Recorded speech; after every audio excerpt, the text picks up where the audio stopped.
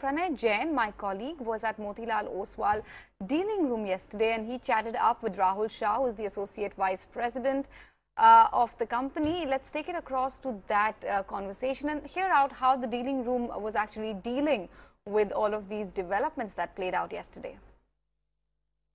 I think most important what we are looking at one is earnings. So far the earnings seasons have been good. So I think large cap, most of the companies which reported the numbers have been very good. So that's a positive part of it. Secondly, what we are looking at the global markets. The global markets again are at a roar.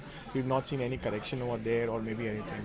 And interestingly, when now coming down to this specifically to your question, so what I feel is that I think once the Karnataka is over, I think in the next couple of days we'll come out with a proper thing who will form the government.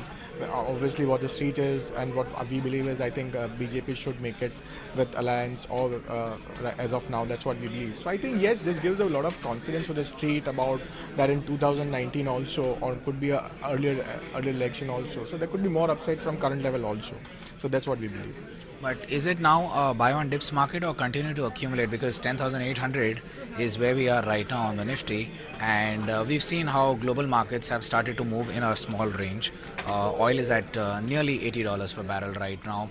Though the concerns on trade between US and China have abated, but that is something which can spring up any time. Or there are some other global volatility risks, whether the Fed is going to raise the rates 2 or 3 times. So do you think that's really going to determine the market move from here, or the earnings comfort as well as positive cues from domestic will more or less handle it? What are the flows saying?